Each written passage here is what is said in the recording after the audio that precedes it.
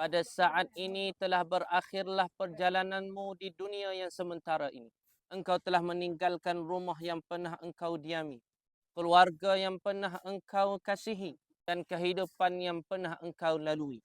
Kini engkau telah memasuki alam barzakh, satu alam yang pasti dilalui oleh setiap anak Adam, sebagaimana yang telah dijanjikan oleh Allah Subhanahu wa taala.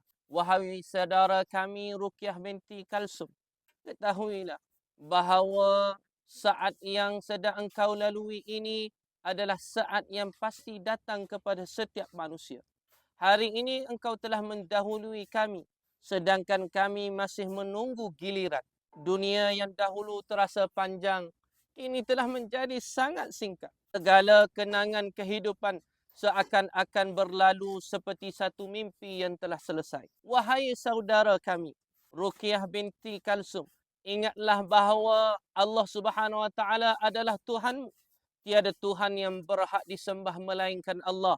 Dialah yang menciptakanmu, memeliharamu, memberi rezeki kepadamu dan menjemputmu pulang pada hari ini. Maka tenangkanlah hatimu dengan mengingati Allah yang Maha Pengasih lagi Maha Penyayang.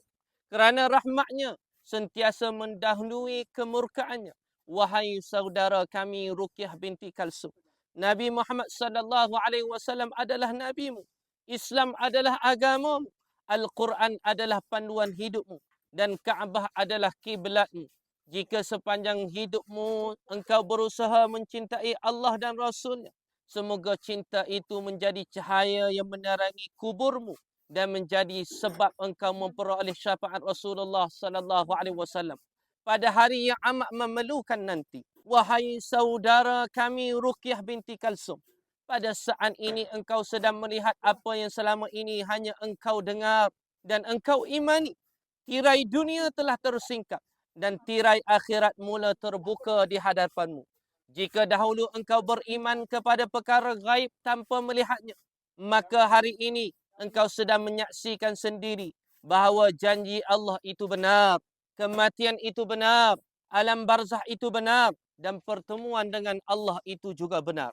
Wahai saudara kami Ruqyah binti Kalsum, lihatlah perjalanan hidupmu yang telah berlalu. Ada hari yang penuh dengan ketaatan. Ada hari yang dipenuhi kelemahan dan kekurangan. Ada waktu engkau dekat dengan Allah dan ada waktu engkau terlalai. Namun Tuhanmu adalah Tuhan yang Maha Penerima taubat.